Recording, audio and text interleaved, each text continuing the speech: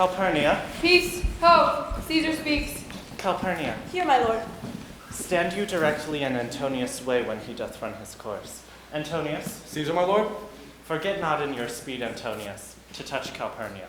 For our elders say, the barren, touch it in this holy chase, shake off their sterile curse. I shall remember. When Caesar says, do this, it is performed.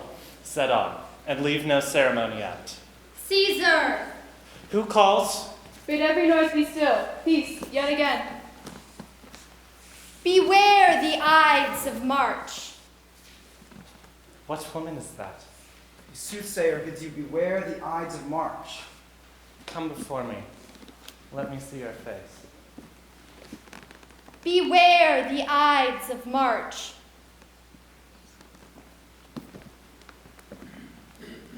Beware the Ides of March.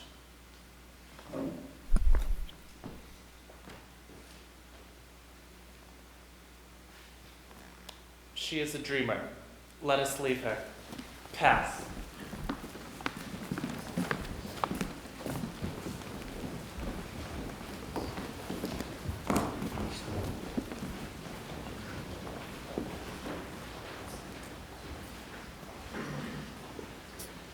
Will you go to see the race? Not I. I pray you, do. I am not gamesome. Let me not hinder, Cassius, your desires. I'll leave you. Brutus. Brutus, I do observe you now of late. I have not from your eyes that gentleness and show of love as I was wont to have. You bear too stubborn and too strange a hand over your friend that loves you. Cassius, be not deceived. If I have veiled my look, I turn the trouble of my countenance merely upon myself. Vexed I am of late with passions of some difference, conceptions only proper to myself. But let not therefore my good friends be grieved, and that poor Brutus, with himself at war, forgets the shows of love to other men. Then, Brutus, I have much mistook your passion. But tell me, good Brutus, can you see your face? No, Cassius, for the eye sees not itself but by reflection, by some other things. 'Tis just, and it is very much lamented, Brutus, that you have no such mirrors as will turn your hidden worthiness into your eye, that you might see your shadow.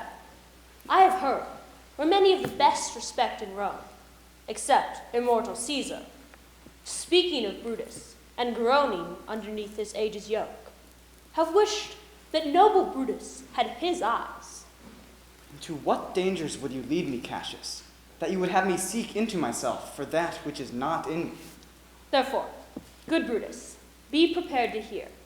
And since you know you cannot see yourself so well as by reflection, I, your glass, will discover to yourself that of yourself which you yet know not of. Caesar! What means this shouting? I do fear the people choose Caesar for their king. I? Do you fear it? Then must I think you would not have it so? I would not, Cassius, yet I love him well. But wherefore do you hold me here so long? What is it that you would impart to me? Well, honor is the subject of my story. I know not what you and other men think of this life, but for my single self, I had as lief not be, as live to be in awe of such a thing, as I myself. I was born free as Caesar. So were you. We both have fed as well, and we can both endure the winter's cold as well as he. For once, upon a raw and gusty day, the troubled Tiber chafing with her shores, Caesar said to me, "Darest thou, Cassius, leap in with me into the angry flood, and swim to yonder point?" Upon the word, accoutred as I was, I plunged in, and bade him follow. So, indeed, he did. The torrent roared, and we did buffet it with lusty sinews, throwing it aside with hearts of controversy. But, ere we could arrive at the point proposed, Caesar cried, "Help me, Cassius, or I sink!" I, as Aeneas, from the flames of Troy, upon his shoulders the old Anchises did bear, so from the waves of Tiber did I, the tired Caesar. And this man is now become a god wretched creature, and must bend his body, if Caesar carelessly but nod. Ye gods, it doth amaze me, a man of such a feeble temper should so get the start of the majestic world, and bear the palm alone. Another general shout. I do believe that these applauses are for some new honors that are heaped on Caesar. Why, man, he doth bestride the narrow world like a colossus, and we, petty men, walk under his huge legs and peep about to find ourselves dishonorable graves. Men at some time are masters of their fates. The fault, dear Brutus, is not in our stars, but in ourselves. Brutus and Caesar. What should be in that Caesar? Why should that name be sounded more than yours? Now, in the name of all the gods of at once, upon what meat doth this our Caesar feed, that he is grown so great? Age, thou art shamed. Rome, thou hast lost the breed of noble bloods. When went there by an age since the great flood, when it was famed with more than with one man? When could they say, till now, that talked of Rome, that her wide walks encompassed by one man? Now is it Rome indeed, and room enough, when there is in it but one only man. You and I have heard our fathers say, there was a Brutus once that would have brooked the eternal devil to keep his state low, as easily as a king. That you do love me, I am nothing jealous. What you would work me to, I have some aim. How I have thought of this and of these times I shall account hereafter. For this present I would not, so with love I might entreat you, be any further moved. What you have said, I will consider. What you have to say, I will with patience hear, and find a time both meet to hear and answer such high things. Until then, my noble friend, chew upon this. Brutus had rather be a villager than to repute himself a son of Rome under these hard conditions as this time is like to lay upon us. I am glad that my weak words have struck a thus much show of fire from Brutus. The games are done, and Caesar is returning. As I pass by, pluck Casca by the sleeve, and he will, after a sour fashion, tell us what hath proceeded worthy note today.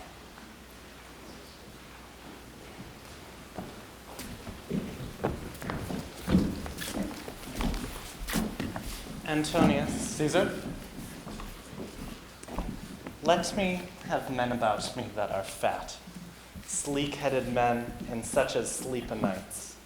Yond Cassius has a lean and hungry look. He thinks too much. Such men are dangerous. Fear him not, Caesar. He's not dangerous. He's a noble Roman and well given. Would he were fatter, but I fear him not. Yet, if my name were liable to fear, I do not know the man I should avoid so much as that spare Cassius. He reads much, he is a great observer, and he looks quite through the deeds of men. He loves no plays as thou dost, Antony. He hears no music. Seldom he smiles in such a sort as if he mocked himself and scorned the spirit within that could be moved to smile at anything. Such men as he be never at heart's ease whilst they behold a greater than themselves, and therefore they are very dangerous. I tell thee what is to be feared, rather than what I fear, for always I am Caesar. Come on my right hand, for this here is death, and tell thee truly what thou thinkest of him.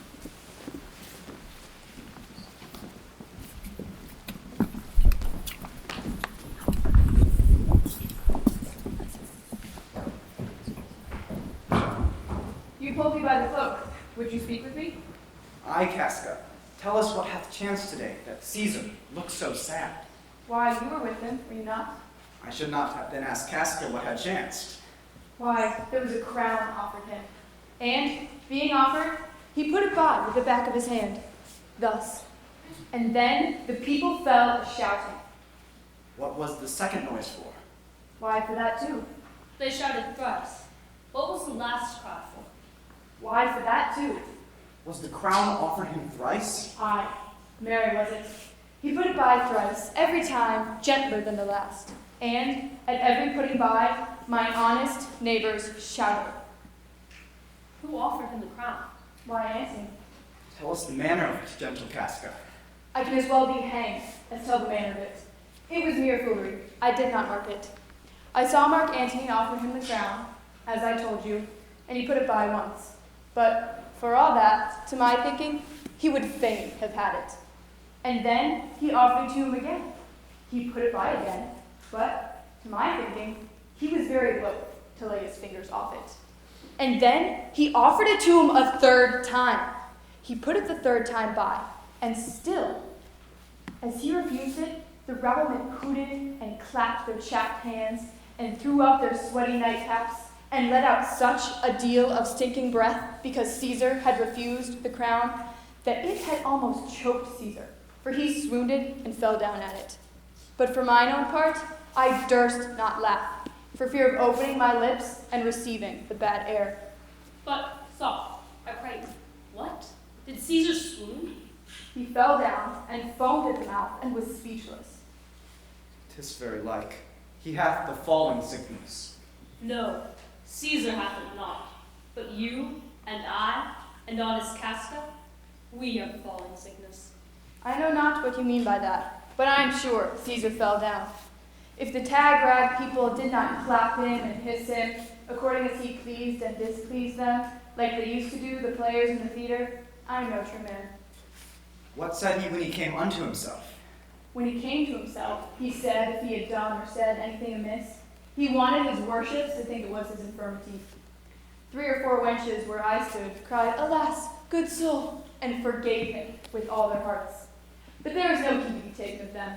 If Caesar had stabbed their mothers, they would have done no less. Did Cicero say anything? Aye, he spoke Greek. To what effect? Those who understood him smiled and nodded their heads at one another, but for my own part, it was all Greek to me. Will you sup with me tonight, Casca? No, I am promised for. Will you dine with me tomorrow? Aye, if I be alive, and your mind full, and your dinner worth the eating. Good. I will expect you. Do so. Farewell, both. What a blunt fellow is this grown to be. So is he in the execution of any bold or noble enterprise. For this present, I will leave you. Tomorrow, if you please to speak with me, come to me, and I will wait for you. I will do so. Till then, think of the world.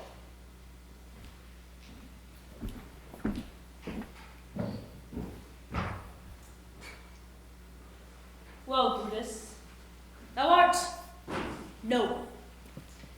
Yet, I see thy honorable metal may be wrought from that it is disposed. Therefore, it is meet that noble minds keep ever with their likes, for who's so firm that cannot be seduced? Caesar doth bear me high, but he loves Brutus. If I were Brutus now, and he were Cassius, he should not humor me. I will this night, in several hands in at his window throw, as if they came from several citizens, writings, all tending to the great opinion that Rome holds of his name, wherein obscurely Caesar's ambition shall be glanced at. And after this, let Caesar seek him sure, for we will shake him, or worse days endure.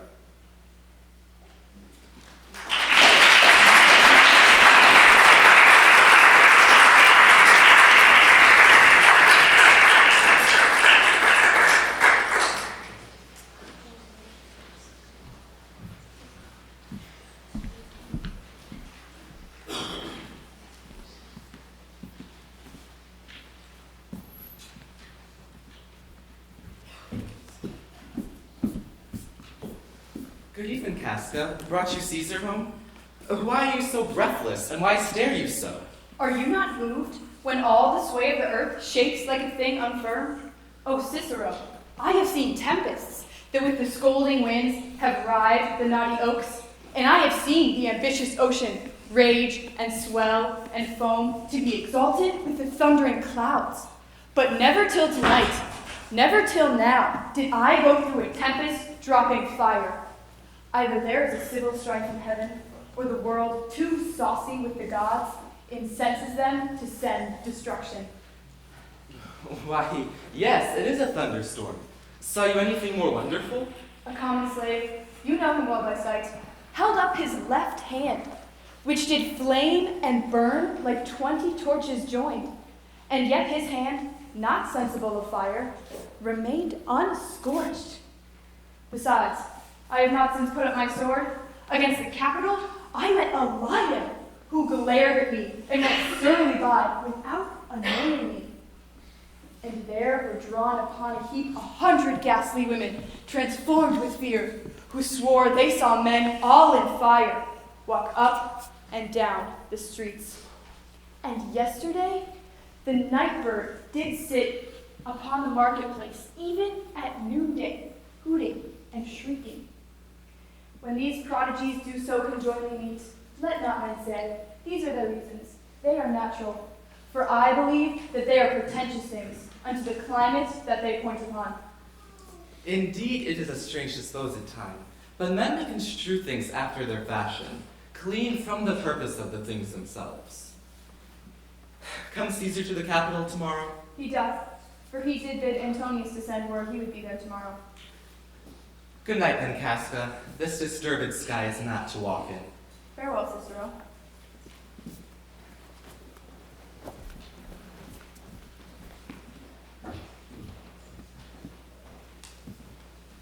Who's there? A Roman? Casca by your voice. You have a good ear, Cassius. What night is this? Very pleasing night to honest men. Whoever knew the heavens menace so? Those that have known the earth so full of faults. For my part, I have walked about the streets, submitting me into the perils of the night. But wherefore did you so much tempt the heavens? It is the part of men to fear and tremble when the gods, by mighty tokens, send such dreadful heralds to astonish us.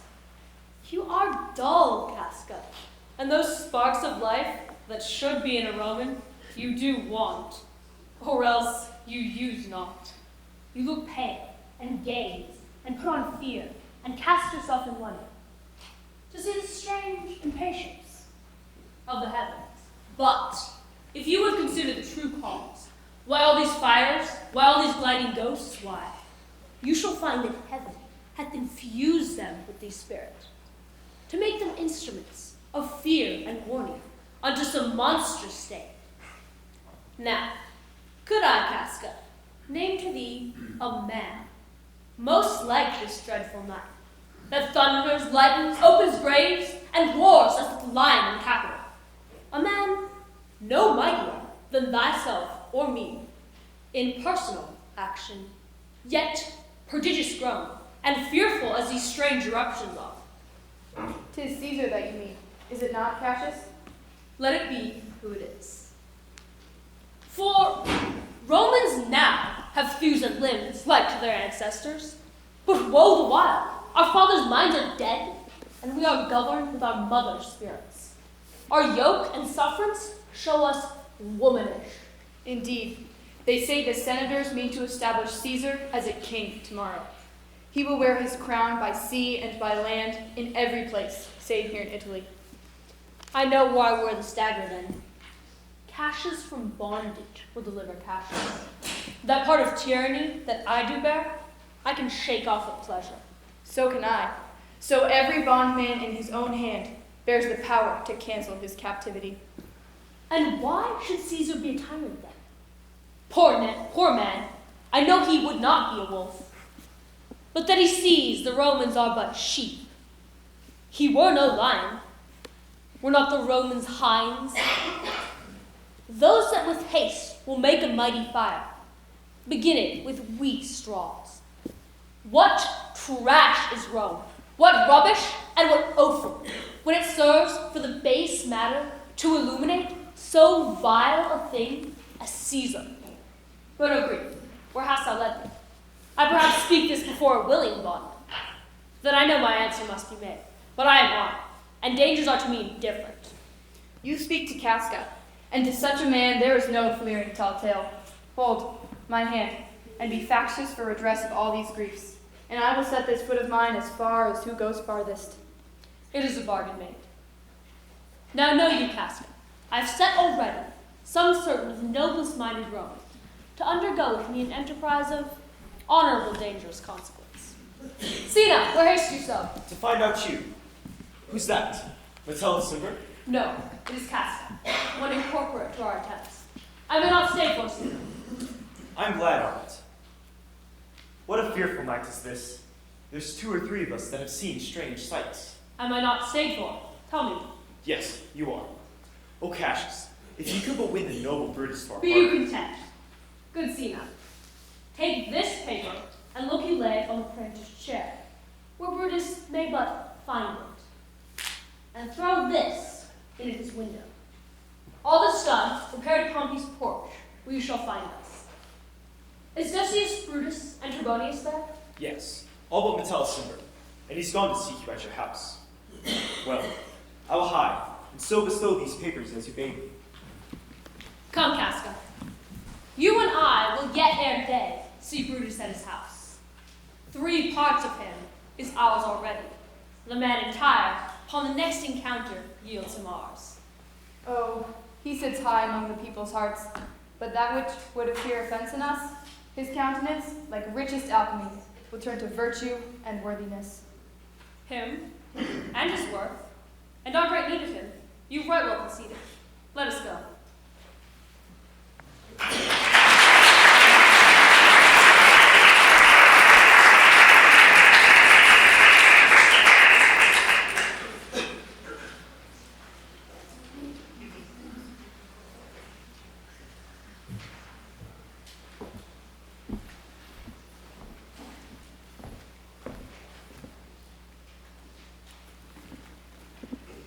What?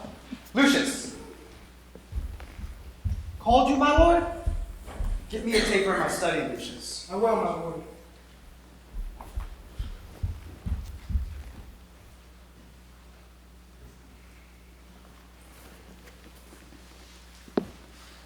It must be by his death. And for my part, I know no personal cause to spurn at him, but for the general. He would be crowned. How that might change his nature, there's the question. For it is the bright day that brings forth the adder, and that craves weary walking. Crown him. That. And then I grant we put a sting in him, that at his will he may do danger with. The abuse of greatness is when it disjoins remorse from power. And to speak truth of Caesar, I have not known when his affection swayed more than his reason. But 'tis a common proof that lowliness is young ambition's ladder, where to the climber upward turns his face. But once he attains that utmost round, he then unto the ladder turns his back, looks in the clouds, scorning the base degrees by which he did ascend. So Caesar may. Then, lest he may prevent, and since the quarrel will bear no color for the thing he is, fashion it thus, that what he is augmented would run to these and these extremities. And therefore, think him as a serpent's egg, which, hatched, would as his kind grow mischievous, and kill him in the shell. The taper burneth in your closet, sir. Searching the window for a flint, I found this paper thus sealed up, and I'm sure it did not lie there when I went to bed. Get you to bed again. It is not day. Is not tomorrow, boy, the Ides of March? I know not, sir. Look in the calendar and bring me word. I will, sir. Brutus, thou sleepest, awake and see thyself. Shall Rome speak, strike, redress? Thus must I piece it out. Shall Rome stand under one man's awe? What? Rome? My ancestors did from the streets of Rome the Tarquin drive when he was called a king. Speak, strike, redress. Am I entreated to speak and strike? Sir, March has wasted 14 days. 'Tis your brother Cassius left the door. He doth desire to see you. Is he alone? No, there are more with him. Do you know them? No, their hats are plucked about their ears, and half their faces buried in their cloaks, that by any means I may discover them, by any mark of favor. Let him enter.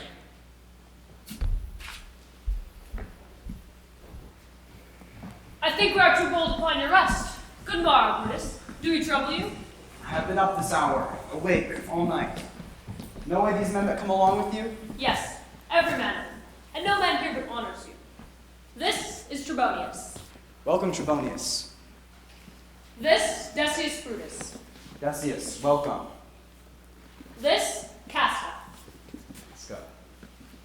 This, Sina. And this, Metellus Semper. Tell us. You are welcome all. Shall I entreat a word? Here lies the east. Doth not the day break here? No. Oh, pardon, sir. It doth. And yon gray lines that fret the clouds are messengers of day. You shall confess that you're both deceived. For here, as I point to my sword, the sun rises, which is a great way going on the south, way in the youthful season of the year. Some 2 months hence, a pirate toward the north, he first presents his fire, and the high east stands as the capital, directly here. Give me your hands, all over, one by one. And let us swear our resolution. No, not an oath. If not the face of men, the sufferance of our souls, the times of use, if these be motives weak, then break off the times, and every man hence to his idle bed. So let high-sided tyranny range on, till each man drop by lottery. But if these, as I'm sure they do, bear fire enough to kindle cowards, and distill with valor the melting spirits of women, then, countrymen, what's needing any spur but our own cause to prick us to redress? What are the bond than secret Romans that have spoke the word and will not palter? And what other oath than honesty to honesty engaged, that this shall be, or we will fall for it? Swear priests and cowards and men catalysts, old feeble carrions and such suffering souls that welcome wrongs. Unto bad causes swear such creatures as men doubt. But do not stain the even virtue of our enterprise, nor the insuppressive metal of our spirit, to think that our cause or our performance did need an oath, when every drop of blood that every Roman bears, and nobly bears, is guilty of several bastardy, if he do break the smallest particle of any promise that passed from him. But what of Cicero? Shall we sound him? I think he will stand very strong with us. Let us not leave him out. No, by no means. Oh, let us have him, for his silver hairs will purchase us a good opinion, and buy men's voices to commend our deeds. It shall be said, his judgment ruled our hands. Our use and wildness shall no what appear, but all be buried in his gravity. Oh, name him not. Let us not break with him, for he will never follow anything that other men begin. Then leave him out. Indeed, he is not fit. Shall no man else be touched, but only Caesar? Sina, well urged. I think it is not meet Mark Antony, so well beloved of Caesar, should outlive Caesar. He is a shrewd contriver, and, you know, his means, should he improve them, may well stretch so far as to annoy us all, which to prevent, let Antony and Caesar fall together. Our course will seem too bloody. To cut the head off, and then hack the limbs, like wrath in death, and envy afterwards. For Antony is but a limb of Caesar. And so, let us be sacrificers, but not butchers, for we all stand up against the spirit of Caesar. And in the spirit of men, there is no blood. Oh, that we then could come by Caesar's spirit and not dismember Caesar. But, alas, Caesar must bleed for it. Let's kill him boldly, but not wrathfully. Let's carve him as a dish fit for the gods, not hew him as a carcass fit for hounds. And let our hearts, as subtle masters do. Stir up their servants to an act of rage, and after seem to chide them. This shall make our purpose necessary and not envious, which, so appearing to the common eyes, we shall be called perjurers, not murderers. If Mark Antony, think not of him, for he can do no more than Caesar's arm, when Caesar's head is off. Yet I fear him, for the engrafted love he bears to Caesar. Alas, good Cassius, do not think of him. If he loves Caesar, all that he can do is take thought and die for Caesar. And that were much he should, for he is given to sports, to wildness, and much company. Yes, there is no fear in him. Let him not die, for he will live and laugh at this hereafter. Peace. Count the clock. The clock has stricken 3. 'Tis time to part. But it is doubtful yet whether Caesar will come forth today or no. For he is superstitious grown of late, quite from the main opinion he held once of dreams, of fantasies and ceremonies. It may be these apparent prodigies, the unaccustomed terrors of this night, and the persuasion of his augurs may hold him from the capital today. Never fear that. If he be so resolved, I can never sway him. For when I tell him he hates flatterers, he says he does, being then most flattered. Let me work, for I can give his humor the true bent, and I will bring him to the capital today. No, we will all of us be there to fetch him. By the 8th hour, is that the uttermost? Be that the uttermost, and fail not then. Caius Sugarius doth bear Caesar hard, who rated him for speaking well of Pompey. I wonder, none of you have thought of him. Now, good Metellus, go along by him. He loves me well, and I have given him reasons. Send him but hither, and I'll fashion him. The morning comes upon us. We'll leave you, Brutus, and friends, disperse yourselves. But all remember what you have said, and show yourselves true Romans. And so good morrow to you, every one.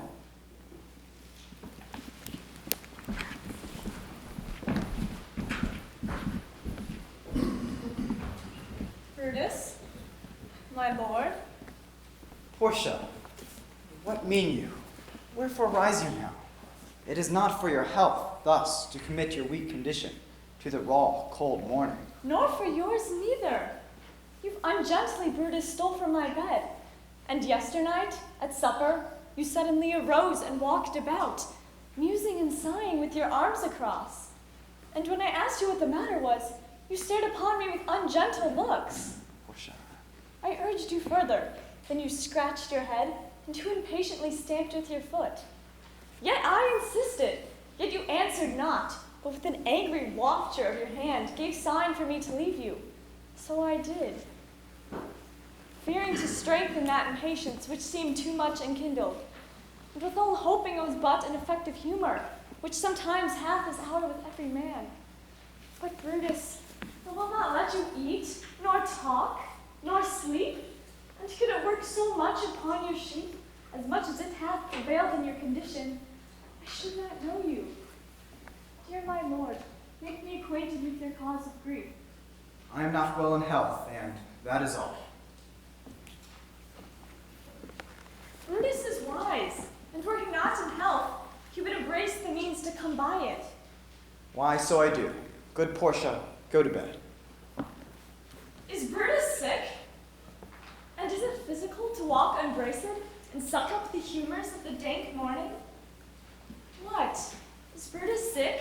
And will he steal from his wholesome bed to dare the vile contagion of the night and tempt the roomy and unpurged air to add unto his sickness? No, my Brutus, you have some sick offense within your mind, which by the right and virtue of my place I ought to know of. But I charm you, by my once commended beauties, by all your vows of love, and that great vow which did incorporate and make us one, that you unfold to me, yourself, your half, why you are heavy, and what men tonight have had to resort to you. For here have been some 6 or 7 who did hide their faces, even from darkness. Gentle Portia, please don't. I would not need if you were gentle, Brutus. Within the bonds of marriage, tell me, Brutus, is it accepted I should know no secrets that appertain to you? Am I yourself but, as it were, in sort or limitation, to keep with you at meals, comfort your bed, and talk with you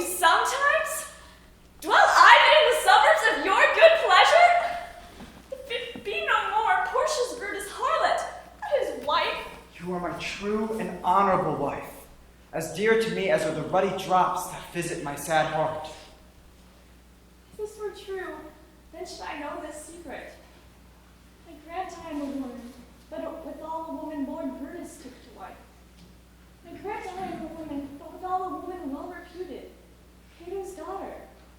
Think you I am no stronger than my sex, being so fathered and so husbanded?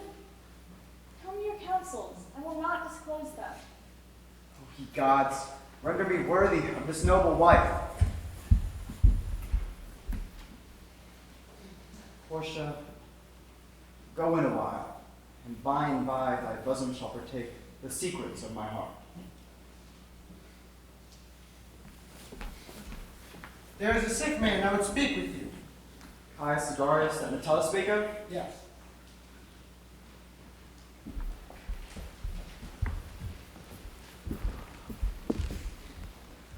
Caius Ligarius, how? Vouchsafe good morrow from a feeble tongue.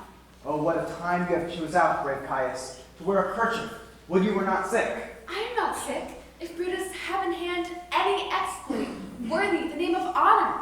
Such an exploit have I in hand. Have you a healthful ear to hear it? By all the gods that Romans bow before, I here discard my sickness. Brave son, derived from honorable loins, thou, like an exorcist, hast conjured up my mortified spirit, that bid me run, and I will strive with things impossible, yea, get the better of them. What's to do? A piece of work that would make sick men whole. But are not some men whole that we must make sick? That must we also. What it is, my Caius, I shall unfold to thee, as we are going to whom it must be known. Set on your foot, and with a heart new fired I follow you, to do I know not what, but it sufficeth that Brutus leads me on. Follow me then.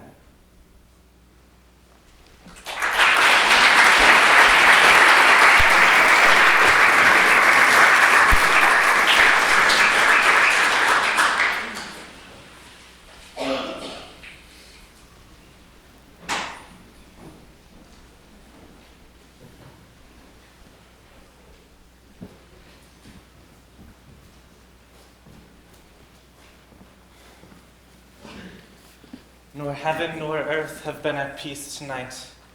Thrice in her sleep hath Calpurnia cried out, Help! Ho! They murder Caesar. Who's within? My lord. Go bid the augurers do present sacrifice, and bring me their opinions of success. What mean you, Caesar? Think you to walk forth? You shall not stir out of your house today. Caesar shall go forth. The things that threatened me ne'er looked but on my back. When they shall see the face of Caesar, they are vanishing. Caesar, I never stood on ceremonies, yet now they fright me. There is one within, besides the things we have heard and seen, recounts most horrid sights seen by the watch. A lioness hath whelped in the streets. The graves have yawned and yielded up their dead. Fierce, fiery warriors fought upon the clouds, in ranks and squadrons and right form of war, which drizzled blood upon the Capitol. The noise of battle hurtled in the air. Horses did neigh, and dying men did groan, and ghosts did shriek and squeal about the streets. O Caesar, these things are beyond all use, and I do fear them. What can be avoided whose end is purposed by the mighty gods? Yet Caesar shall go forth, for these predictions are to the world in general as to Caesar. When beggars die, there are no comets seen. The heavens themselves blaze forth the death of princes. Cowards die many times before their deaths. The valiant never taste of death but once. Of all the wonders that I yet have heard, it seems most strange that men should fear, seeing that death, a necessary end, will come when it will come. What say the augurers? They would not have you stir forth today. Plucking the entrails of an offering forth, they could not find a heart within the beast. The gods do this in shame of cowardice. Caesar should be a beast without a heart if he should stay at home today for fear. No, Caesar shall not. Danger knows full well that Caesar is more dangerous than he. We are two lions, littered in one day, and I, the elder and more terrible, and Caesar shall go forth. Alas, my lord, your wisdom is consumed in confidence. Do not go forth today. Call it my fear that keeps you in the house, and not your own. We'll send Mark Antony to the Senate house, and he shall say you are not well today. Let me prevail in this.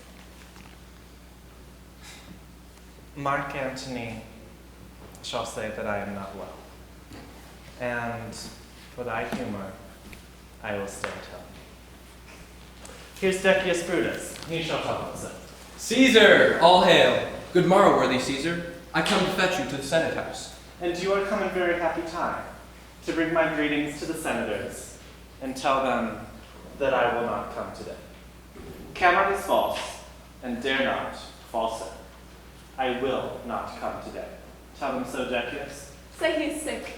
Shall Caesar send a lie? Have I stretched mine arms so far as to be afraid to tell graybeards the truth? Decius, go tell them Caesar will not come. Most mighty Caesar, let me know some cause, lest I be laughed at when I tell them so. The cause is in my will. I will not come. That is enough to satisfy the Senate. But for thy private satisfaction, because I love you, I will let you know, Calpurnia here, my wife, stays me at home. She dreamt tonight that she did see my statue, which, like a fountain with 100 spouts, did run pure blood. And many lusty Romans came smiling, and did bathe their hands in it. And these does she apply for warnings and portents and evils imminent, and hath begged that I will stay at home today.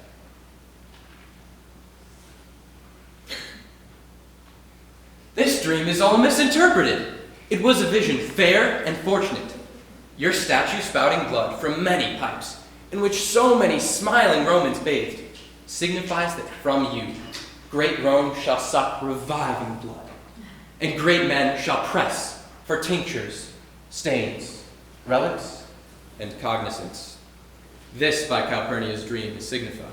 And thus have you well expounded it. I have when you have heard what I can say, and know it now. The Senate have concluded to give this day a crown to mighty Caesar. If you shall send them word you will not come, their minds may change. Besides, it were a mock apt to be rendered for someone to say, break up the Senate till another time when Caesar's wife shall meet with better dreams. If Caesar hide himself, shall they not whisper, lo, Caesar is afraid? Pardon me, Caesar, for my dear, dear love to our proceeding bids me tell you this, and reason to my love is liable. How foolish do your fears seem now, Calpurnia. I am ashamed that I did yield to them. Give me my robe, for I will go.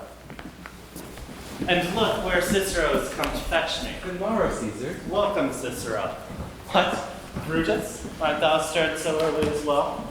Maro Casca, Caius Ligarius, what 'tis o'clock? 'Tis struck an 8, Caesar. I thank thee for your pains and courtesy. See Antony, that revels long a nights is not withstanding up. Good morrow, Antony. So to most noble Caesar. Bid them prepare within. I am to blame to be thus waited for. What? Sina, not Metellus. Trebonius, I have an hour's talk in store for you today. Remember that you did call on me, and be near to me that I may remember you. Caesar, I will. And so near will I be that your best friends will wish I had been further. Well, good friends, go in and taste some wine with me. And we, like friends, will go away straight together.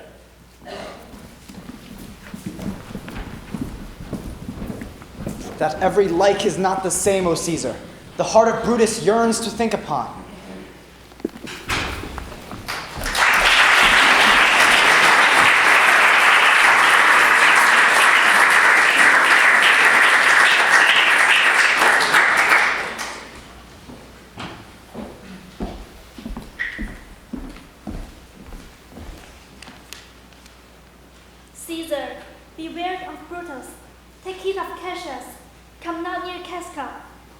Tusina, Chestnut Trebonius, Mark Brown Methodist Simber, Decius Brutus love thee not. Thou hast wronged Caius Ligarius. There is but one mind in all these men, and it is bent against Caesar. If thou beest not in Myrtle, look about you. Security gives way to conspiracy. The mighty God defines thee, thy lover, Artemidorus. Here will I stand till Caesar pass along, and as suitor will I give him this. My heart laments their virtue cannot live out of tears of emulation. If thou read this, O Caesar, thou may live. If not, fate with traitors do contrive.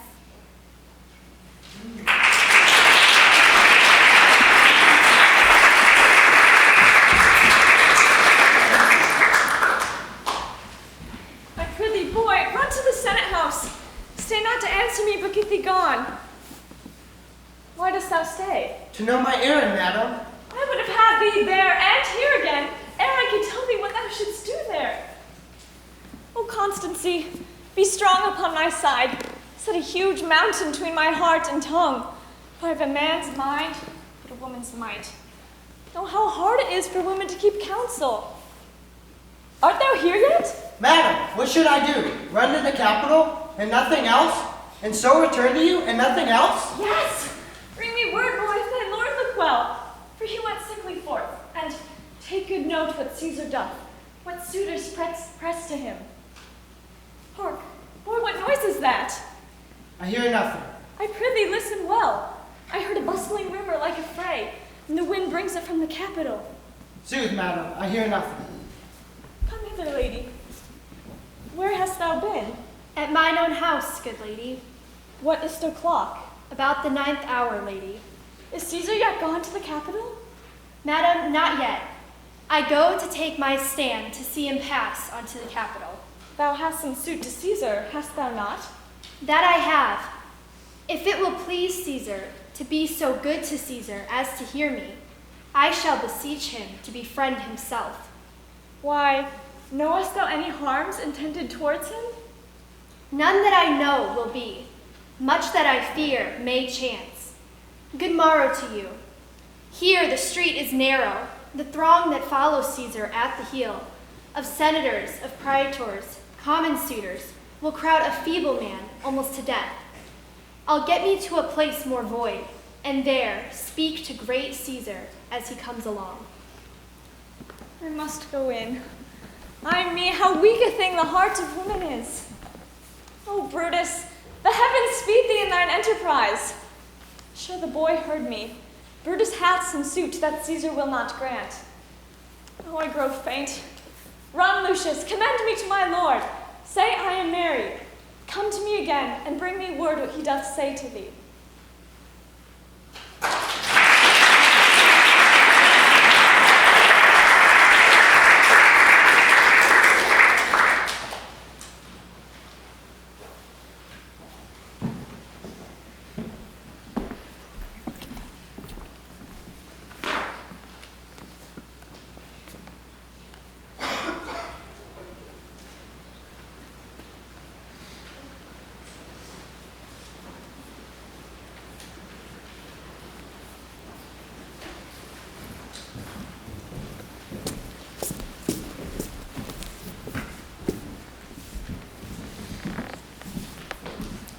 The Ides of March are come.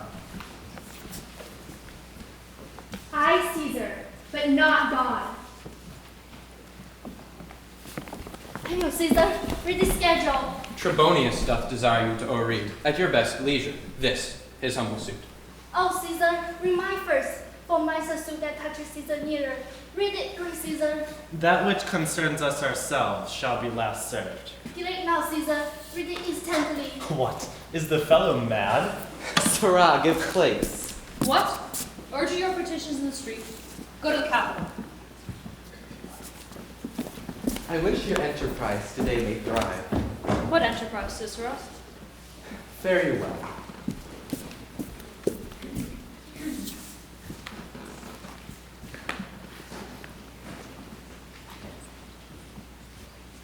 What did Cicero say? He wished today our enterprise would thrive.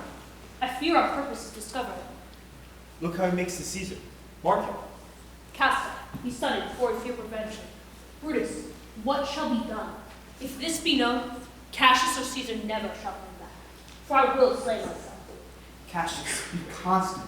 Cicero speaks not of our purposes, for look, he smiles, and Caesar doth not change. Ligarius knows his time, for, look you, Brutus, he draws Antony out of the way. But where is Metellus Cimber? Let him go, and presently prefer his suit to Caesar. He is addressed, pressed near and seconded. Casca, you are the first that rears your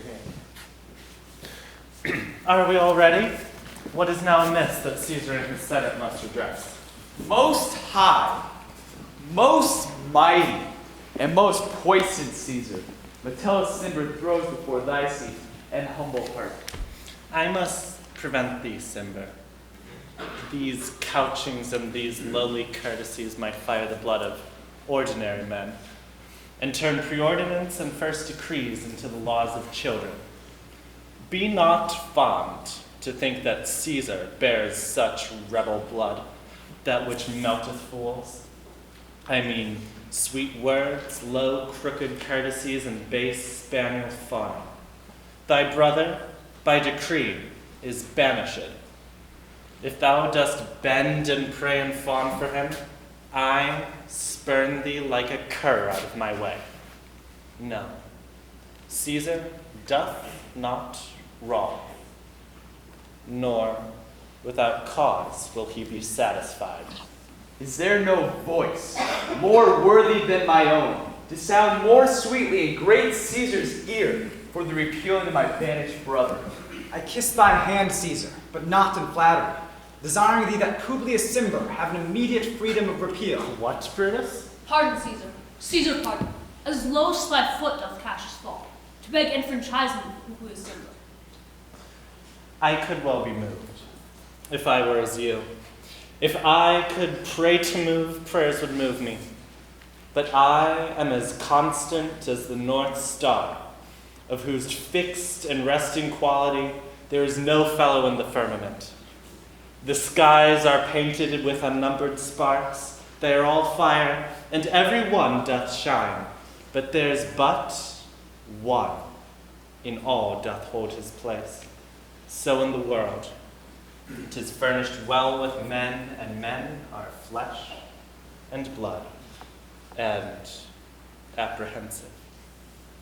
Yet within that number I do know but one that unassailable holds on his rank, unshaken of motion, and that I am he.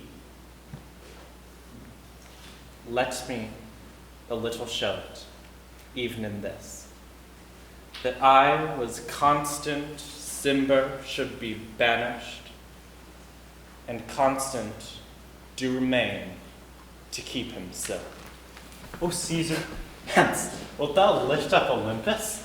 Great Caesar. Doth not Brutus Brutus kneel? Speak, hands, for me! Ah! Ah! Ah!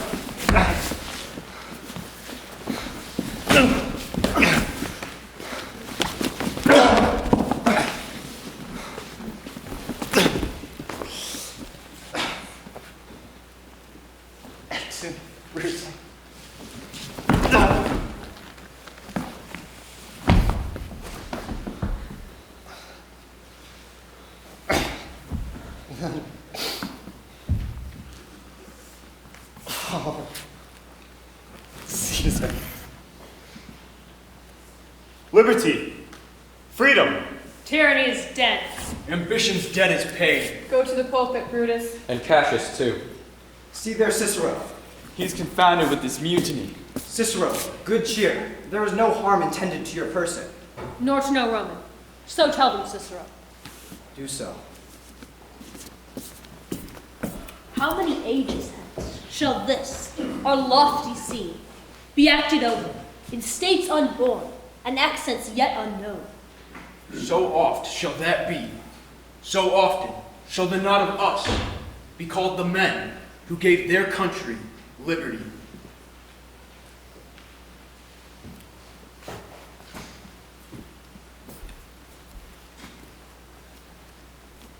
Guardus, what says Mark Antony?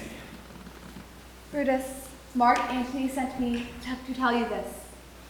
Brutus is noble, wise, valiant, and honest. Caesar was mighty, bold, royal, and loving. Say, I love Brutus, and I honor him. Say, I feared Caesar, honored him, and loved him. If Brutus will vouchsafe that Antony may safely come to him, and be resolved how Caesar hath deserved to lie in death, Mark Antony shall not love Caesar dead so well as Brutus living, but will follow the fortunes and affairs of noble Brutus, through the hazards of this untrod state, with all true faith. So says Mark Antony. He is a wise and valiant Roman. I never thought him worse. Tell him, so please him come unto this place, he shall be satisfied, and by my honor depart untouched. I'll fetch him presently. I know that we shall have him well to friend. I wish we may, but yet have I a mind that fears him much, and my misgiving still falls shrewdly to the purpose. Welcome, Mark Antony.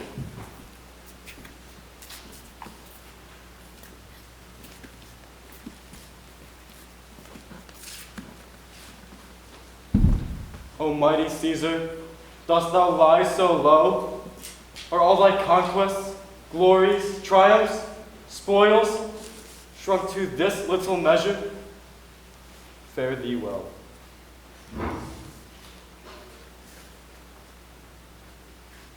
I know not, gentlemen, what you intend. Who else must be let's blood? Who else is rank? If I myself, there is no hour so fit as Caesar's death hour, nor no instrument of half that's worth as those your swords, made rich with the most noble blood of all this world. I do beseech ye, if you bear me hard, now, whilst your purpled hands do reek and smoke, fulfill your pleasure.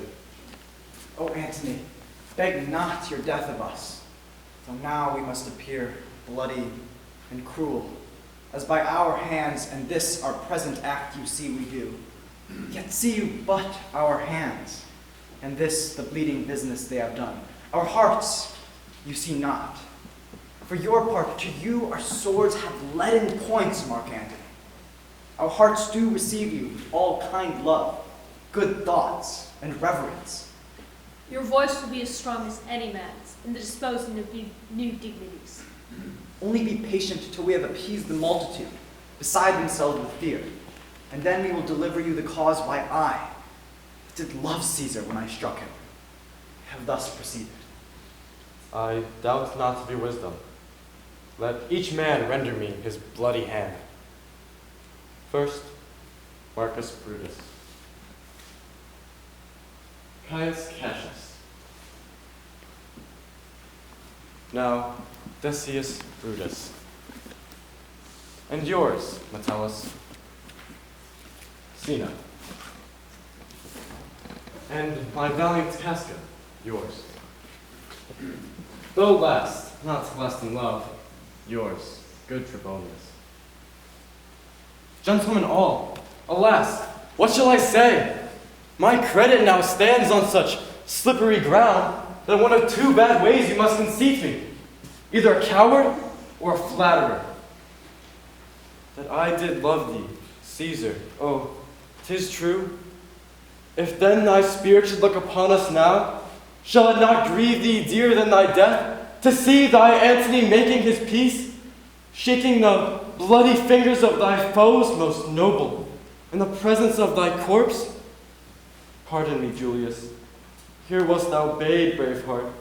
Here didst thou fall, and here thy hunter stands, signed in thy blood. Mark Antony. Pardon me, Caius Cassius. The enemies of Caesar shall say this. Then, in a friend, it is cold modesty. I blame you not for praising Caesar so. But what compact mean you to have with us? Will you be pricked in number of our friends, or shall we on, and not depend on you?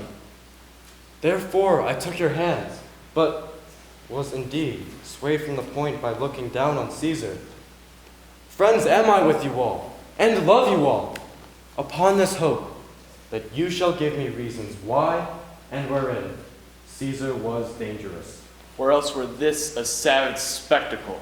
Our reasons are so full of good regard that were you, Antony, the son of Caesar, you should be satisfied. That's all I seek. And am, moreover, suitor that I may produce his body in the marketplace, and in the pulpit, as becomes a friend, speak in the order of his funeral. You shall, Mark Antony. Brutus, a word with you. You know not what you do. Do not consent that Antony speak in his funeral. Know you how much the people may be moved by that which he will utter?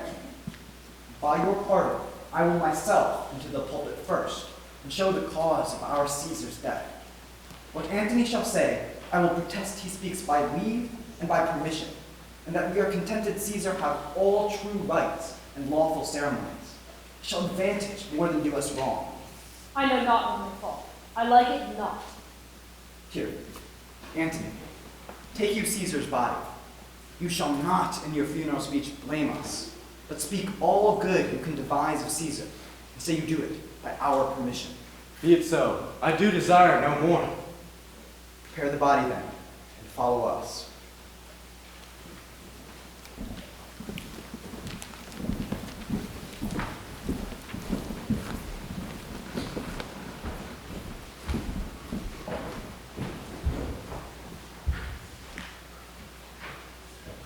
Oh, pardon me, thou bleeding piece of earth, that I am meek and gentle with these butchers. Thou art the ruins of the noblest man that ever lived in the tide of times. Woe to the hand that shed this costly blood. Over thy wounds now do I prophesy, which like dumb mouths do ope their ruby lips, to beg the voice and utterance of my tongue. A curse shall light upon the limbs of men. Domestic fury and fierce civil strife shall cumber all the parts of Italy. Blood and destruction shall be so in use, and dreadful objects so familiar, that mothers shall but smile when they behold their infants quartered with the hands of war. All pity choked with custom of fell deed, and Caesar's spirit, raging for revenge with Ate by his side, come hot from hell, shall in these confines with a monarch's voice cry havoc, and let slip the dogs of war. That this foul deed shall smell above the earth, with carrion men groaning for burial.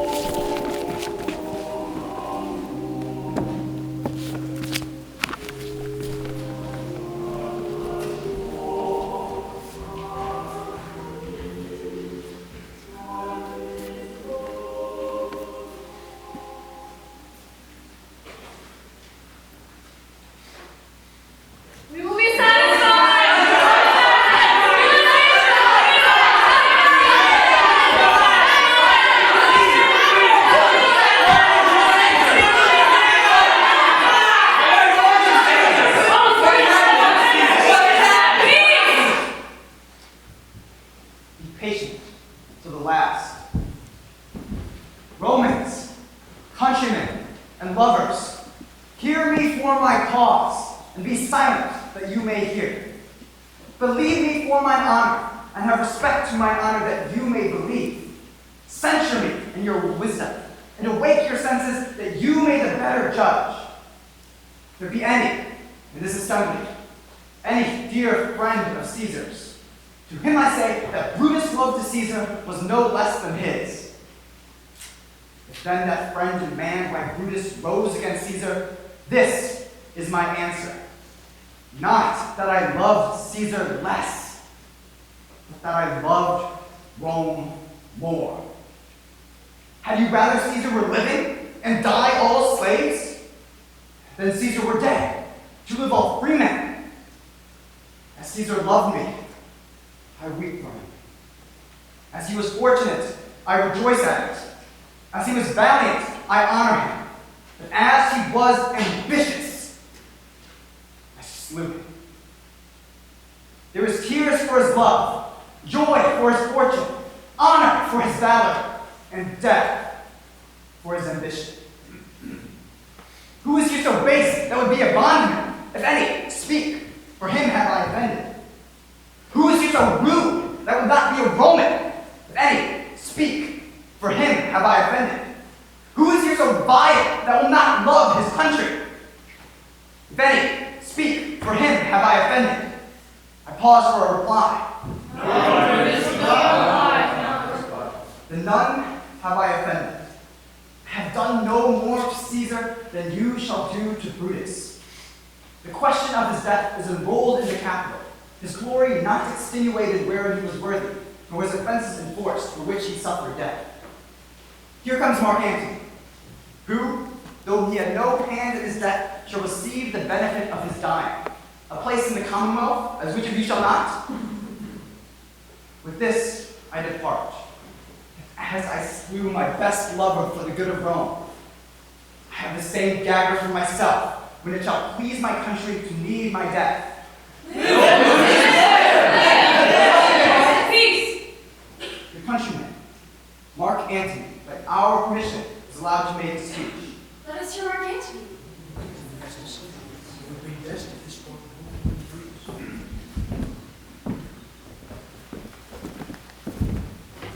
For Brutus' sake, I am beholding to you. What did he say? You gentle Romans! Friends, Romans, countrymen, lend me your ears. I come to bury Caesar, not to praise him. The evil that men do lives after them. The good is often interred with their bones. So let it be with Caesar. The noble Brutus hath told you Caesar was ambitious. If it were so, it was a grievous fault, and grievously hath Caesar answered it. Here, under leave of Brutus and the rest, for Brutus is an honorable man, so are they all honorable men, come I to speak in Caesar's funeral. He was my friend, faithful and just to me, but Brutus says he was ambitious, and Brutus is an honorable man.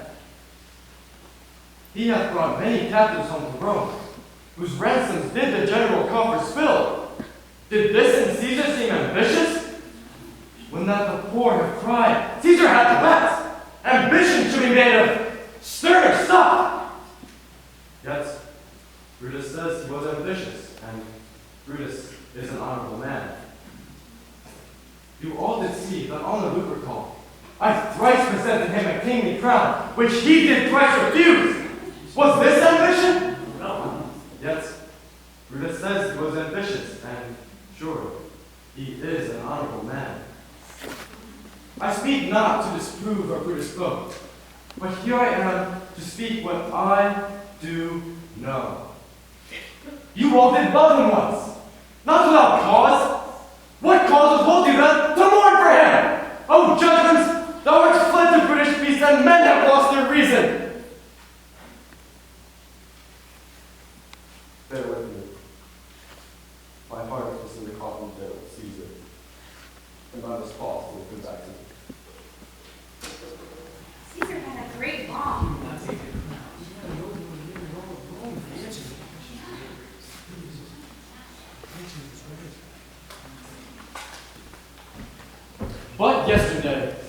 word of Caesar might have stood against the world. Now lies he there, and none so poor to do him reverence. O masters, if I were disposed to stir your hearts and minds to mutiny and rage, I should do Brutus wrong, and Cassius wrong, who you all know are honorable men. I will not do them wrong. I rather choose to wrong the dead, to wrong myself and you than wrong such honorable men. But here's a parchment with the seal of Caesar. I found it in his closet. 'Tis his will. Let the commons hear this testament, which, pardon me, I do not mean to read. And they would go and kiss at Caesar's wounds, and dip their napkins in his sacred blood. Yea, beg a hair of him for memory, and die. Mention it within their wills, bequeathing it as a rich legacy unto their issue. Have patience, gentle friends. I must not read it. It is not meet you know how Caesar loved you. You're not wood, you're not stones, but men. And being men, it will inflame you. It will make you mad. 'Tis good you know not to are his heirs for. If you should, oh, what would come of it? Come on, read the word. Will you be patient? Will you stand on? I have overshot myself to tell you else. I fear I have wronged the honorable men whose daggers have stabbed Caesar. I do fear it. They were traitors. They were murderers. You will compel me then to read the will?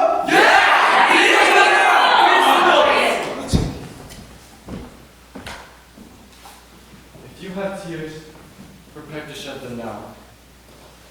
You all do know this mantle. I remember the first time ever Caesar put it on. 'Twas on a summer's evening in his tent. That day he overcame the Nervi. Look, in this place ran Cassius' dagger through. See what a rent the envious Castor made.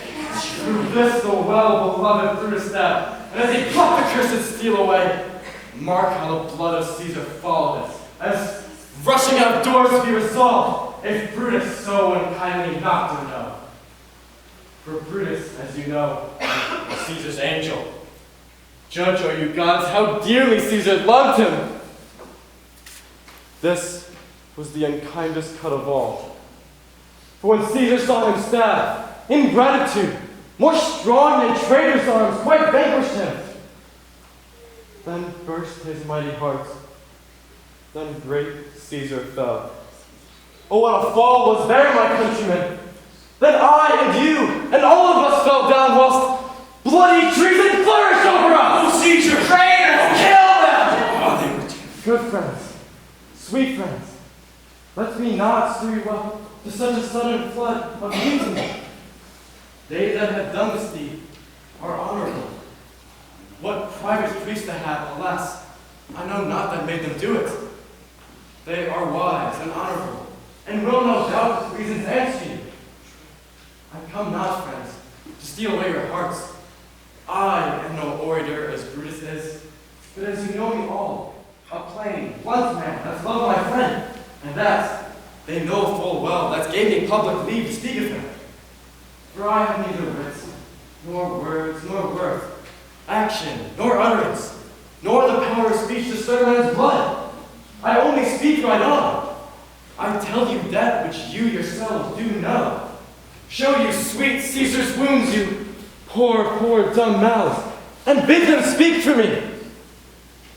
But were I Brutus, and Brutus Antony, there where an Antony would ruffle up your spirits and put a tongue in every wounded Caesar, as you do the stones of Rome to rise in mutiny.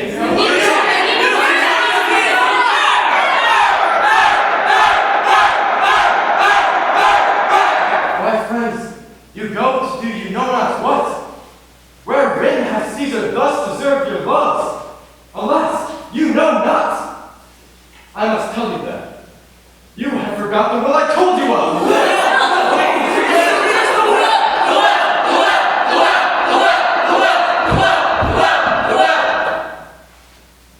Here is the will, and under Caesar's seal. To every Roman man he gives, to every silver man, 75 drachmas. 75 drachmas!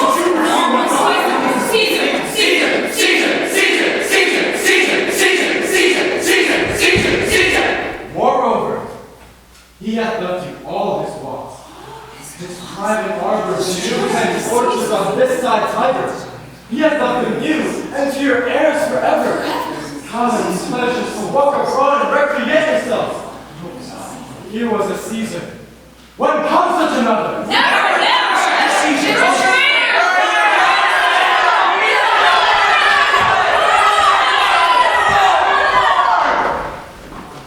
Now let us work. Mischief, thou art afoot. Take thou what course thou wilt!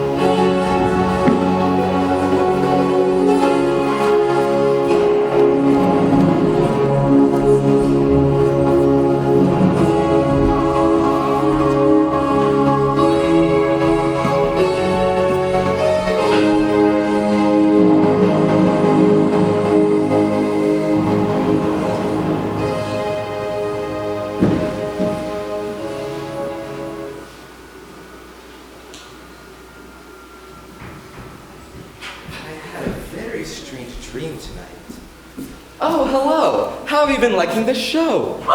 Caesar's death. Wasn't that great? As I was saying, I had a very strange dream tonight. I dreamt that I did feast with Caesar. But Caesar was not well.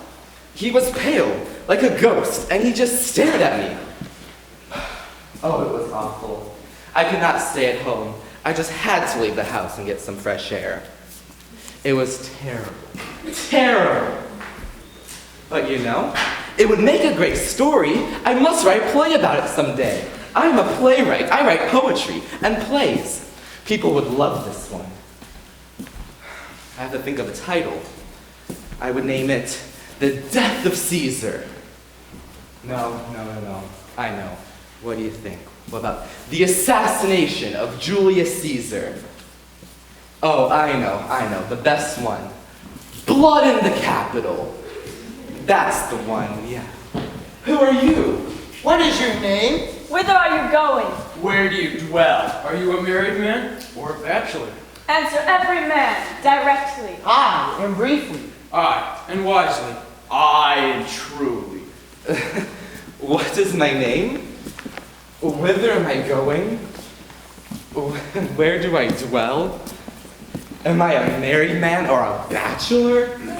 Then, to answer every man directly and briefly, wisely and truly, wisely I say, I am a poet.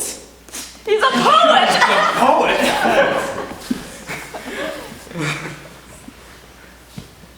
The matter is settled directly. And for your dwelling? Briefly. Briefly, I dwell by the Capitol. As a friend or an enemy? As a friend, of course. The matter is settled directly again. Your name, sir. Truly. Truly, sir, my name is Sina. His name is Sina. He's the conspirator. Kill him! I'm a poet. A conspirator and an orange scarf? No. I write poetry and plays. Oh, who can kill him for his bad verses? All poets are traitors!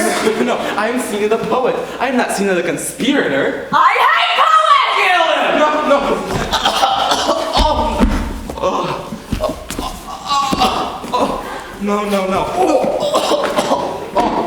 Oh my goodness.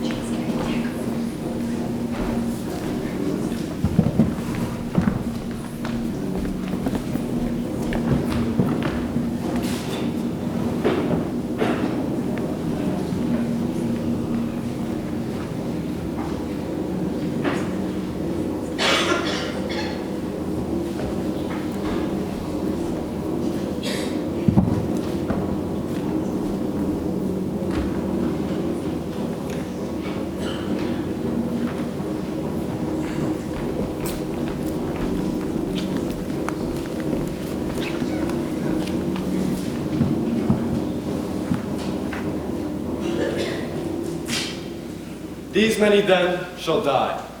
Their names are marked. What about Cicero? He must die. Mark him down.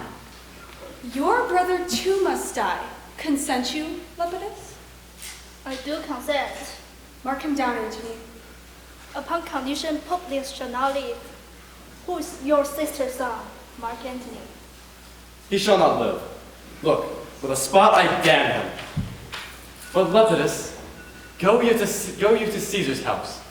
Fetch the will hither, and we shall determine how to cut off some charge in legacies.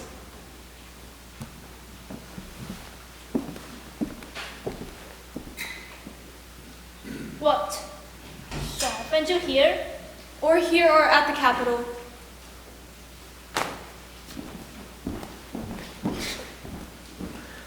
This is a slight unmeritable man, meet to be sent on errands. Is it fit, the threefold world divided, he should stand one of the three to share it? So you thought him, and took his voice, who should be pricked to die in our black sentence and prescription. Octavius, I have seen more days than you, and although we lay these honors on this man to ease ourselves of diverse slanderous loads, he shall but bear them as the ass for his gold, to groan and sweat under the business, either led or driven, as we point away. Then take we down our treasure, and turn him off, like to the empty ass, to shake his ears and graze in commons. You may do your will, but he's a tried and valiant soldier. So is my horse, Octavius, and for that I do appoint him store or provender. It is a creature that I teach to fight, to stop, to wind, to run directly on, his corporal motion governed by my will, and in some taste is Lepidus but so.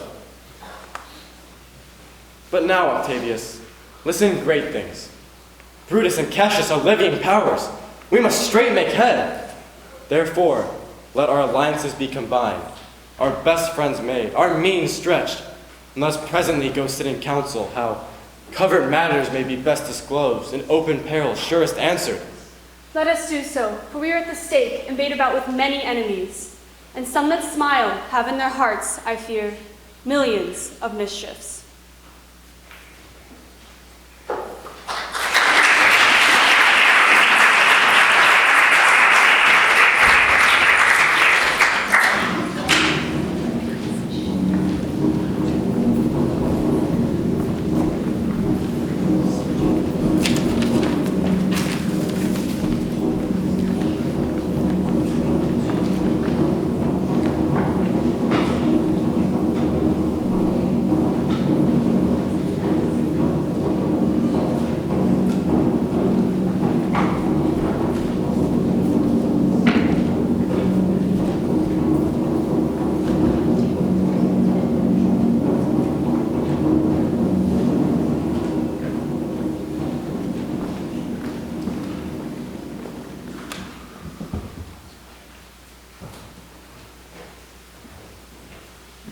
What now? Lucilius, is Cassius near? He is at hand, and Pindorus has come to do you salutation from his master. He greets me well. Your master, Pindorus, hath given me worthy cause to wish the things done, undone. But if he be at hand, I shall be satisfied. I do not doubt but that my noble master will appear, such as he is, full of regard and honor. He is not doubted. A word, Lucilius. How he received you, let me be resolved. With kindness and with respect enough, but not with such familiar instances, nor with such free and friendly conference as he hath used of old. Comes his army on? They mean this night in Sardis to be quartered. The greater part, horse and general, are come with Cassius. Most noble brother, you have done me wrong. Judge me, you gods. Wrong I mine enemies? And if not so, how should I wrong a brother? Brutus, this sober form of yours hides wrongs, and when you do them... Cassius, speak your grief softly before the eyes of both our armies here, which you perceive nothing but love from us. Let us not wrangle. Bid them move away. Pindorus, bid our commanders lead their charges off a little from this ground. Lucilius, do you the like.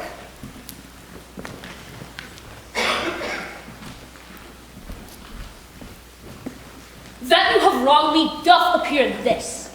You have condemned and noted Lucius Pella for taking bribes to your Phasardians, wherein my letters, praying on his side because I knew the man, were slighted off. You wronged yourself to write in such a case. In such time as this, it is not meet that every petty offense should bear notice. Let me tell you, Cassius, you yourself are much condemned to have an itching palm, to sell and march your offices for gold, to undeservers. I, an itching palm, know that you are Brutus that speaks this, or by the gods, this speech were else your last. The name of Cassius honors this corruption, and chastisement doth therefore hide his head. Chastisement! Remember March, the Ides of March, remember? Did not great Julius bleed for justice' sake? What villain touched his body that did stab and not for justice? What? Shall one of us, who struck the foremost man of all this world, before supporting robbers, shall we now contaminate our fingers with base bribes, and sell the mighty space of our great honors for so much trash as they be grasped thus? I'd rather be a dog and bathe the moon than such a Roman. Brutus, bait not me. I'll not endure it. You forget yourself to hedge me in. I am a soldier, I, older in practice, abler than yourself to make conditions. Go to, you are not, Cassius. I am. I say you are not. Urge me no more. I shall forget myself. Have mind upon your health. Tend me no further. A waste-like man. Is it possible? Hear me, for I will speak. Must I give way and room to your rash choler? Ye gods, must I endure all this? All this? I'm more. Fret till your proud heart break. Go show your slaves how choleric you are.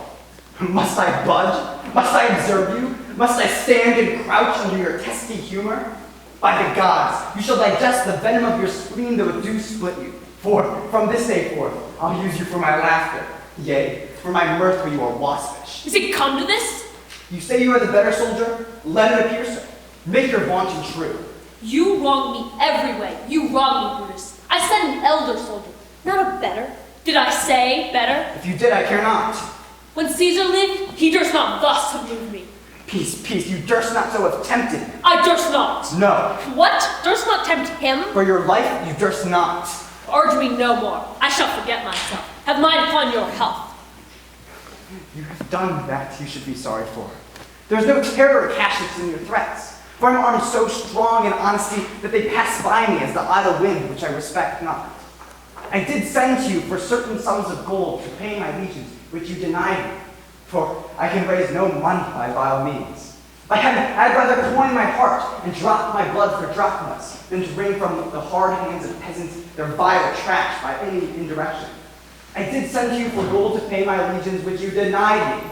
Was that done like Cassius? I denied you not. You did. I did not. He was but a fool that brought my answer back. Brutus hath lived in my heart. A friend should bear his friend's infirmities, but Brutus makes mine greater than they are. I do not till you practice them on me. You love me not. I do not like your faults. A friendly eye could never see such faults. The flatterers would not. Come, Antony and young Octavius, come. Revenge yourself alone on Cassius, for he is a weary of the world. Hated by the one he loves.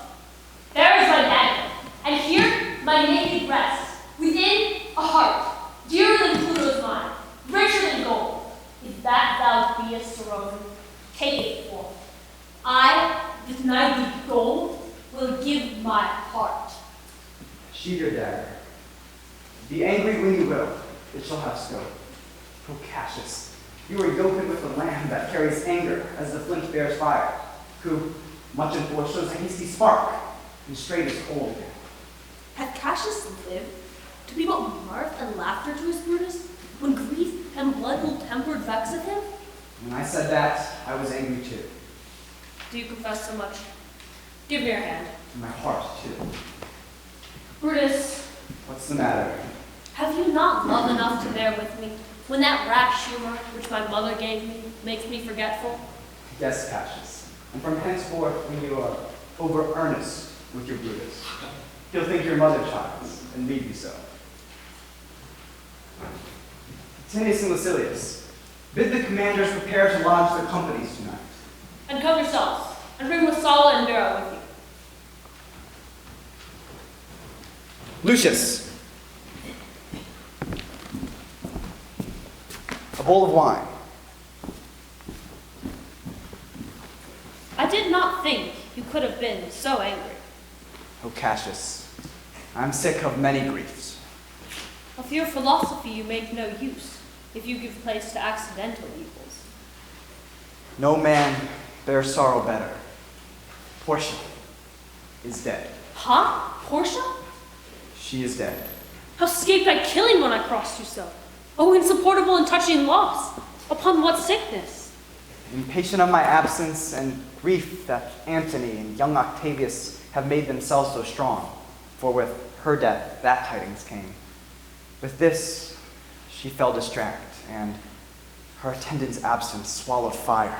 And died so? Even so. The immortal gods! Speak no more of her. Lucius, pour me a bowl of wine. In this I bury all unkindness, Cassius. My heart is thirsty for that noble pledge. Go, Lucius, the wine or swell cup. I cannot drink too much of Brutus' love.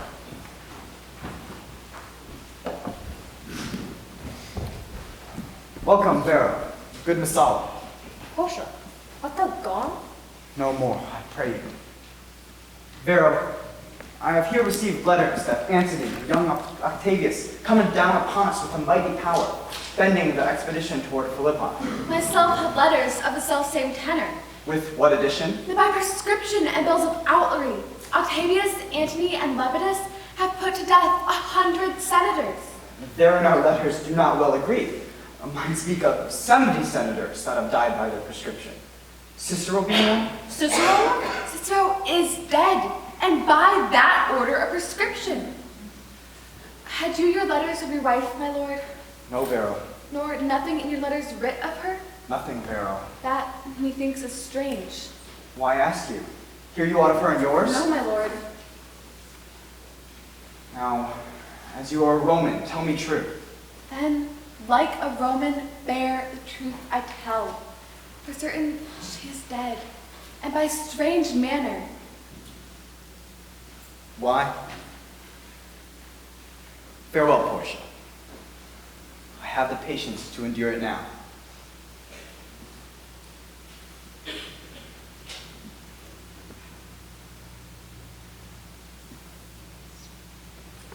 What about the troops in Philippi? Well, to our work alive, what do you think of marching our army to Philippi presently? I do not think it good. Your reason? This it is. It is better that the enemy seek us. So shall he waste his means, weary his soldiers, doing himself offense, whilst we, lying still, are full of rest, defense, and nimbleness. Good reasons must, of course, give place to better. The people twixt Philippi and this ground do stand but in a forced affection, for they have grudged us contribution. The enemy, marching along by them shall make a fuller number up, come on refreshed, new added, and encouraged. From which advantage shall we cut him off? That Philippi, we do face him there, these people at our back. Hear me, good brother. Unto your pardon, you must know beside that we have tried the utmost of our friends. Our legions are brimful. Our cause is right. The enemy increaseth every day. We, at the height, are ready to decline. There is a tide in the affairs of men, which, taken at the flood, leads on to fortune. Amid it, all the voyage of their life is bound in shallows and in miseries. On such a full sea are we now afloat, and we must take the current when it serves, or lose our ventures. Then with your will, go on. We'll along ourselves, and meet them at Philippi. The deep of night is crept upon a talk. There is no more to say? No more. Good night. Early tomorrow will we rise hence. Good night, Vero, Messala, Vatinius and Lucilius. Noble Cassius, good night and good repose. Oh, my dear brother, this was an ill beginning of the night. Never let such division come between our souls. Let it not, please. Everything is well. Good night, my lord. Good night, good brother. Lucius, where's the book I was looking for? Here in the tent, my lord. What? Thou sleepest drowsily. I have already slept, my lord. Sleep again. I will not hold thee. Where I left reading. Here it is, I think. How ill this taper burns.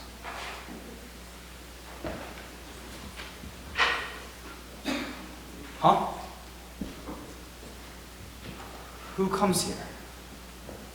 I think it is the weakness of my eyes that shapes this monstrous apparition.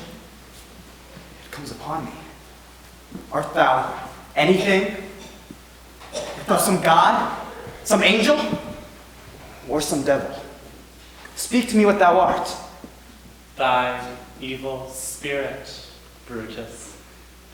Why comest thou? To tell thee thou shalt see me at Philippi. Well, then I shall see thee again. Aye, at Philippi. Why? I shall see thee at Philippi then. Now I have taken heart thou vanishest. Ill spirit, I would hold more talk with thee. Boy, Lucius! My lord. Didst thou see anything? Nothing, my lord. Why did you so cry out in your sleep? Did I, my lord? I saw you anything? No, my lord, nothing. Go and commend me to my brother Cassius. Bid him set on his powers the time before, and we will follow. It shall be done, my lord.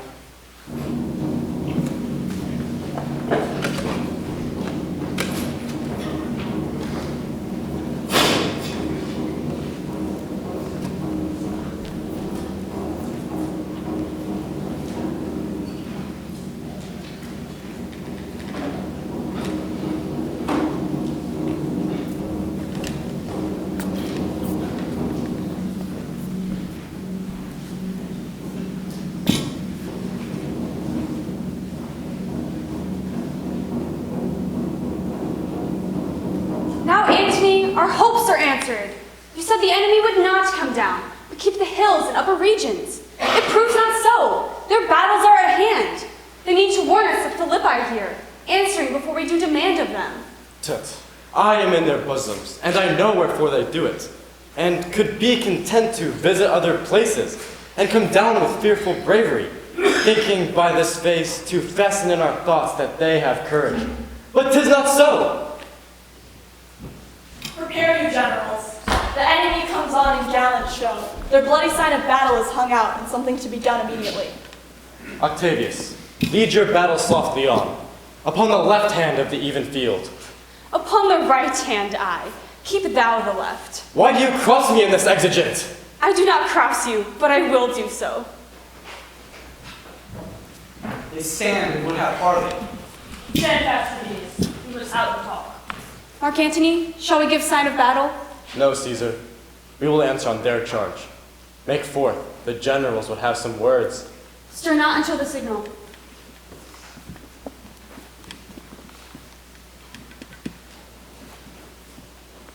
Words before blows. Is it so, countrymen? Not that we love words better, as you do. Good words are better than bad strokes, Octavius. In your bad strokes, Brutus, you give good words. Witness the hole you made in Caesar's heart, crying, "Long live, hail Caesar!" Antony, the posture of your blows are yet unknown. But for your words, they rob the hive bees and leave them honeyless. Not stingless, too. Oh yes, and soundless too, for you have stolen their buzzing, Antony, and very wisely threat before you sting. Villains, you did not sow when your vile daggers hacked one another in the sides of Caesar. You showed your teeth like apes, and fawned like hounds, and bowed like bondmen, kissing Caesar's feet, while stamped Casca like a cur, behind struck Caesar on the neck. Oh, you flatterers! Flatterers! Now, Brutus, thank yourself. This tongue had not offended so today if Cassius might have ruled. Come, the cause. If arguing make us sweat, the proof of it will turn to redder drops. Look, I draw a sword against conspirators. When think you that the sword goes up again? Never, until Caesar's 33 wounds be well avenged, or till another Caesar have added slaughter to the sword of traitors. Caesar, thou canst not die by traitors' hands, unless thou bringest them with thee. So I hope. I was not born to die on Brutus' sword. Oh, if you wert the noblest of thy strain, young man, thou couldst not die more honorable. A peevish schoolboy, worthless of such honor, joined with a masker and a reveler. Old Cassius still. Come, Antony, away! Defiance, traitors! Hurl the Union chief! If you dare fight today, come to the field. If not, when you have stomachs.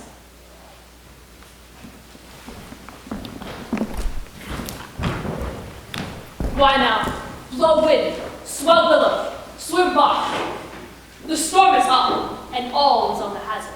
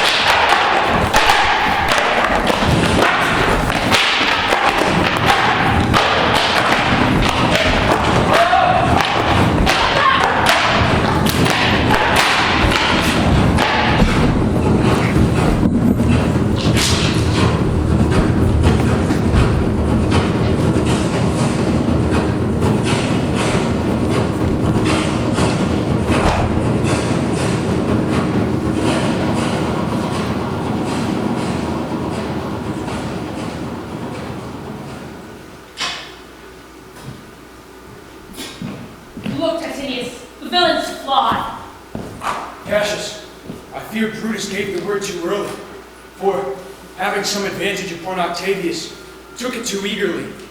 His soldiers fell to spoil, and we by the while are enclosed by Antony. We should fly further off, my lord. This hill is far enough. Look, are those my tents where I perceive the fire? They are, my lord. Titinius, ride to yonder troops and here again, that I may rest assured whether they are friend or enemy. I will be here again, even with a thought. Hinders, get higher on that hill. Regard Titinius. Tell me what thou noticed about the field.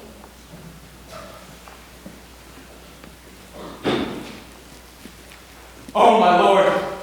What news? Titanius, he's enclosed round about with horsemen. Now they're almost on him. Titanius! He's taken, my lord. Come down. Behold no more. Come hither. And with this good sword that ran through Caesar's bowels, search his bosom. Stand up to answer. Here. Take down the note.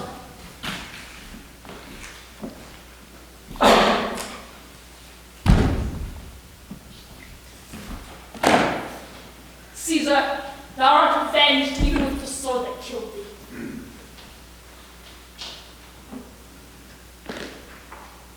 O Cassius, durst I had done my will, I would not so have done. Now, far from this place Pindarus shall run, where never Roman shall take note of him. It is but change, Latinius, for Octavius is overthrown by no bruised power, as Cassius' legions are by Antony. These tidings will well comfort Cassius. Where did you leave them? All disconsolate, on this hill, Pindarus. Is not that he that lies upon the ground? Why, it's not like the living. Is not that he? No, that is he, Messala. But Cassius is no more. O setting sun, as in thy red rays thou dost sink tonight, so in her red blood Cassius' day is set. Our day is gone. Mistrust of my success has done this deed. Mistrust of good success has done this deed. O hateful error, melancholy's child, why dost thou show to the apt thoughts of men the things that are not? Where is Pindarus? Seeking Latinius, whilst I go to meet the noble Brutus, trusting this reported to his ears. For piercing steel shall be as welcome to the ears of Brutus as tidings of this sight. Aye, your Messala, and I will seek Pindarus the while.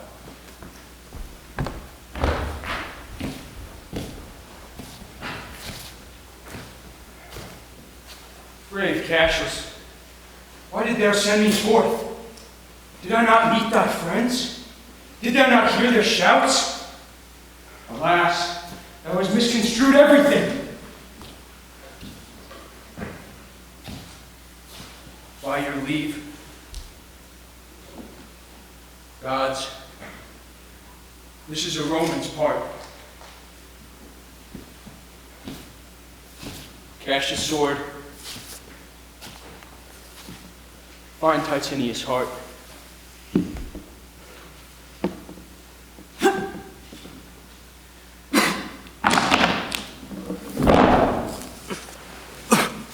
Where does his body lie, Messala? Lo, yonder, and Titinius mourning it. Titinius' face is upward. He is slain.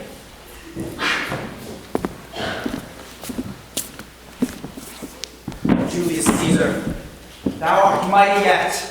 Thy spirit walks abroad and turns our swords in our own proper entrails. Brave Titinius! It is impossible that ever Rome shall breathe thy fellow.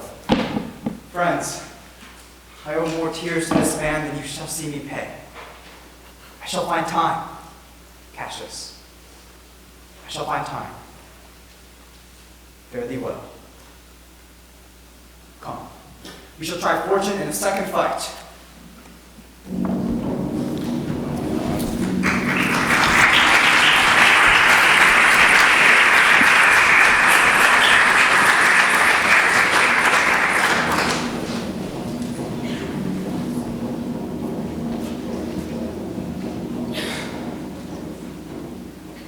Countrymen, go with me! Pull up your heads! Who will go with me? I am the son of Marcus Cato, ho! A foe to tyrants and my country's friend. I am the son of Marcus Cato, ho! And I'm Brutus, Marcus Brutus I. Brutus, my country's friend. Know me for Brutus.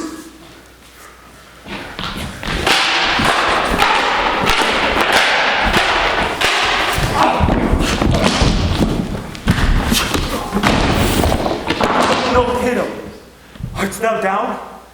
Thou diest as bravely as Titinius, and mayst be honored, being Cato's son. Yield or thou diest. I yield only to die. Heal Brutus, and be honored in his death. We must not. A noble prisoner. Tell Antony Brutus is taken. I will tell the news. Brutus is taken, Mark Antony. Where is he? Brutus is safe enough. I dare assure thee that no enemy shall ever take alive the noble Brutus. The gods defend him from so great a shame.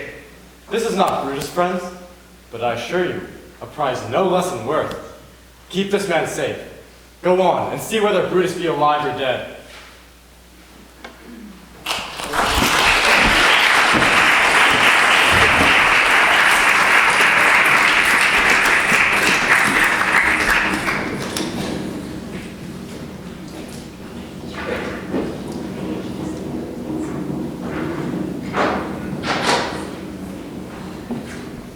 Come, poor remains of friends, rest on this rock. Statilius showed the torchlight, but my lord, he came not back. He is or taken or slain. Sit thee down, Clitus. Slaying is the word. It is a deed in fashion. Hark thee, Clitus. What? I, my lord? No, not for all the world. Peace then, no words. Or rather kill myself. Hark thee, Dardanius. Shall I do such a deed? What ill request did Brutus make to thee? To kill him, Clitus. Look, he meditates. Now is that noble vessel full of grief, that it runs over, even at his eyes. Come hither, good Volumnius. List a word. What says, my lord? Why, this, Volumnius. The ghost of Caesar hath appeared to me several times by night, at Sardis once, and this last night here in Philippi fields. I know my hour is come. Not so, my lord. Nay, I am sure it is. Thou seest the world of Volumnius, how it goes. Our enemies have beat us to the pit. It is more worthy to leap in ourselves than tarry till they push us. Good Volumnius, even for that our love of old I prithee, hold then my sword hilts, whilst I run. That's not an office for a friend, my lord. Fly, my lord, fly! There is no tarrying here. Farewell to you. Night hangs upon my eyes, my bones would rest. Fly, my lord, fly! Hence, I will follow. Lucius, stay thou by thy lord. Thy life hath had some snatch of honor in it. Hold then my sword hilt, and turn away thy face, wilt I run on it? Wilt thou, Lucius?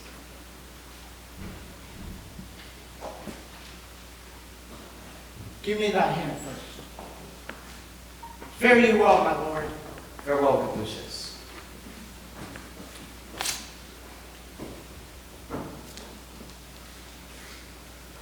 Caesar, now be still. I killed not thee with half so good a will.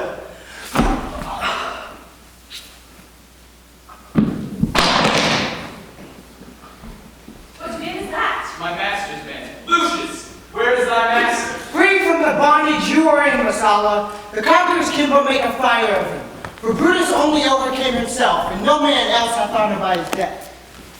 And so Brutus should be found. I thank thee, Brutus, that thou hast proved Lucilius' saying true. All that serve Brutus, I shall entertain them. Fellow, wilt thou bestow thy time with me?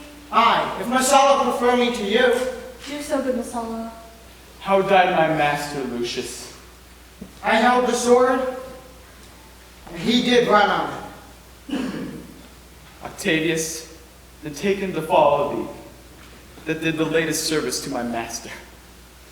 This was the noblest Roman of them all. All the conspirators, save only he, did that they did in envy of great Caesar. He only, in a general, honest thought, and common good to all, made one of them. His life was gentle, and the elements so mixed in him, that nature might stand up and say to all the world, this was a man. According to his virtue, let us use him, with all respect and rites of burial. Within my tent his bones tonight shall lie, most like a soldier, ordered honorably. So, call the field to rest, and let's away depart the glories of this happy day.